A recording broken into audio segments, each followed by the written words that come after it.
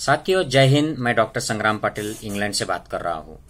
Vaccine के बारे में अलग अलग चीजें रोज सामने आ रही है क्योंकि रिसर्च बहुत तेजी से आगे बढ़ रहा है।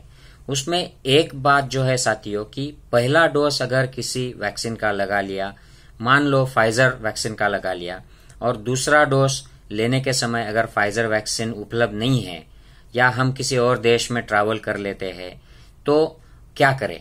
अगर उसमें देरी हो गई तो क्या करें? उसकी जगह पे कोई दूसरा वैक्सीन ले सकते हैं क्या? और उससे उतनी ही इम्यूनिटी आएगी? कोई साइड इफेक्ट तो नहीं आएगा? ये सारी शंकाएं, क्वेश्चंस हमारे मन में रहती है। उसके लिए ऑक्सफोर्ड विद्यापीठ जो है यूके का, जिन्होंने ऑक्सफोर्ड कोविशील्ड वैक्सीन बनाया है, इन्होंने 1 फरवरी में स्टडी शुरू किया था साथियों कि उन्होंने लोगों के ग्रुप बनाए और उन ग्रुप्स को पहला वैक्सीन अगर फाइजर का है तो दूसरा डोज ऑक्सफोर्ड का दिया, और पहला डोज अगर ऑक्सफोर्ड है तो दूसरा फाइजर का दिया। और उन्होंने ऐसे भी ग्रुप बनाए जिसमें ऑक्सफोर्ड पहला और दूसरा दोनों डोज ऑक्सफोर्ड के लगे, दोनों डोज फाइजर के लगे। तो ऐसे 4 ग्रुप उन्होंने बनाए और 2 डोज के बीच में उन्होंने 2 ड्यूरेशन रखे। एक ग्रुप जो था उनको 28 दिन यानी 4 हफ्ते, और दूसरा ग्रुप था उन्होंने पहले और दूसरे डोज के बीच में 84 डेज इतना डिस्टेंस रखा, यानी कि 12 हफ्ते। तो ये 2 ग्रुप्स का उन्होंने स्टडी किया, और इसका स्टडी करते समय वो 3 स्टेजेस में करने वाले हैं, जिसकी पहली स्टेज का रिजल्ट लैंसेट जर्नल में छपे हैं, वो मैं आपसे शेयर कर रहा हूं। तो पहली स्टेज है कि ऐसा डोज देने के बाद 7 दिन के अंदर, जब दूसरा डोज अलग दे देते हैं तो 7 दिन के अंदर इन लोगों को कोई साइड इफेक्ट आता है क्या? इसको नाम दिया रिएक्टोजेनिसिटी, मतलब साइड इफेक्ट, इसकी क्या रिएक्शन आती है। तो 7 दिन इन लोगों को घर पे भेज दिया वैक्सीन सेकंड डोज लेने के बाद। उनको बोला कि आपको जो भी साइड इफेक्ट्स आएंगे उनको नोट करो, हमको रिपोर्ट करो। आप जितने भी पैरासीटामोल की गोलियां खाते हो इन साइड इफेक्ट को कवर करने के लिए, ये भी हमें बताओ। तो इसका सब रिकॉर्ड बताया, और इससे गुड न्यूज आई है साथियों कि कोई भी ऐसे उन्होंने लोग नहीं पाए जिनको अलग अलग डोज दिए थे और उनको कोई सीरियस साइड इफेक्ट आया हो, या कोई ऐसा साइड इफेक्ट आया हो वो लंबा चला हो।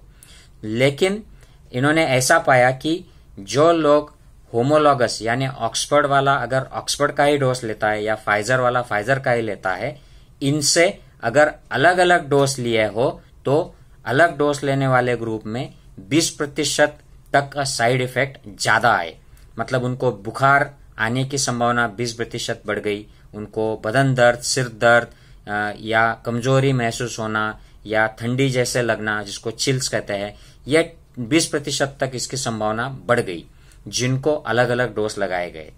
लेकिन ये शॉर्ट लिव्ड थे, एकदम शॉर्ट ड्यूरेशन के लिए 1 या 2 दिन के लिए ये सिम्टम्स आए और बाद में चले गए। मतलब कोई सीरियस साइड इफेक्ट की संभावना नहीं बढ़ी, और जो भी साइड इफेक्ट बड़े थे माइल्ड वाले वो भी शॉर्ट लिव्ड थे। तो ये गुड न्यूज है कि आप अगर दूसरा कोई वैक्सीन ले लेते हो तो उसका कोई मेजर साइड इफेक्ट नहीं होगा।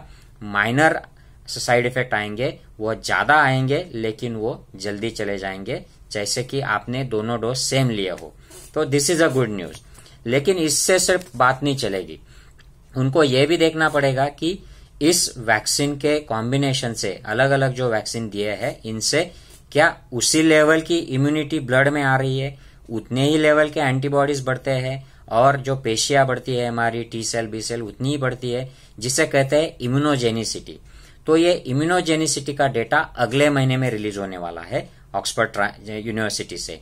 तो वो जब आएगा तो मैं आपके साथ शेयर करूंगा। लेकिन साथियों, सिर्फ इम्यूनोजेनिसिटी से भी बात नहीं चलेगी। अगर वो एंटीबॉडीज और जो पेशियां बढ़ेगी उससे एक्चुअल में प्रोटेक्शन मिलने वाला है क्या, तो ये बात आने वाले 2, 3, 5, 6 महीने में पता चलेगा। तो उसका जो रिजल्ट आएगा उसको वैक्सीन एफिशिएंसी कहा जाएगा कि वो कितने लेवल तक प्रोटेक्ट करते हैं। अगर हमने एक ही ब्रांड का डोज ले लिया या फिर डोज को मिक्स कर दिया, फाइजर ऑक्सफोर्ड या ऑक्सफोर्ड फाइजर, जैसे इंडिया में भारत बायोटेक की कोवैक्सीन ले ली, उसके बाद में कोविशील्ड ले ली, या फिर कोविशील्ड पहले ली थी अब स्पुतनिक ले ली, तो इसका साइड इफेक्ट थोड़े बहुत ज्यादा आ सकते हैं। उसका इम्यूनोजेनिसिटी का हमें पता होना चाहिए और उसके बाद में उसका एक्चुअल प्रोटेक्शन कितना मिलता है ये भी पता होना चाहिए। ये अभी तक ऑफिशियली बाहर नहीं आया है, लेकिन मैंने एक दो जगह पर ये पढ़ा है कि इन लोगों का ऐसा मानना है कि इसकी जो अगर इम्यूनोजेनिसिटी, इसकी अगर रिएक्शन थोड़ी सी ज्यादा आ रही है, इसका मतलब बॉडी में इम्यूनिटी डेवलप हो रही है, तो वो भी थोड़ी सी ज्यादा डेवलप हो रही है। और दो अलग अलग किस्म के अगर वैक्सीन दे रहे हैं तो इससे इंड्यूस होने वाली इम्यूनिटी भी ज्यादा वाइड होंगी, तो वो ज्यादा प्रोटेक्टिव रहेगी, ऐसा एक अनऑफिशियल मैंने पढ़ा है। इसके ऑफिशियल अभी तक रिजल्ट्स आए नहीं, वो अगले महीने आएंगे। तो इससे ये पता चलता है कि एक वैक्सीन अगर आपने कोवैक्सीन ले लिया है, अब सेकंड वैक्सीन कोविशील्ड या स्पुतनिक का लेने की बारी आ गई, तो ये लेने में आइडियली कोवैक्सीन लिया है तो सेकंड डोज कोवैक्सीन का ही लेना चाहिए। लेकिन अगर वो उपलब्ध नहीं है और कोई वैक्सीन उपलब्ध है तो आप सेकंड डोज दूसरे ब्रांड का ले सकते हो, दूसरे वैक्सीन कंपनी का ले सकते हो। उससे थोड़े बहुत साइड इफेक्ट ज्यादा होने की संभावना है, लेकिन मेजर कोई कॉम्प्लिकेशन नहीं होता है, ऐसा इन स्टडीज से पता चला है। साथियों, ये अच्छी बात है और आगे जाकर जब लोग ट्रैवल करेंगे एक कंट्री से दूसरे कंट्री में, या पहले डोज से कुछ साइड इफेक्ट आ गया, रैश आ गई या एलर्जी आ गई, तो दूसरा डोज दूसरे वैक्सीन का हमें चॉइस रहेगा। तीसरी जो बात है साथियों की, कुछ स्टडीज आई है जिसमें यह पता चला है कि कोविशील्ड से 10 लाख में से एक व्यक्ति को ब्लड में क्लॉटिंग होता है। हालांकि ये इंडिया में नहीं पाया गया है, लेकिन ये वेस्टर्न कंट्रीज में पाया गया है। तो यहाँ पर 30 साल के नीचे इंग्लैंड में कोविशील्ड लेने के लिए उन्होंने उसके अगेंस्ट एडवाइस किया है। उन्होंने बोला है कि अगर आपको कोई अल्टरनेटिव मिलता है तो वो ले लीजिए।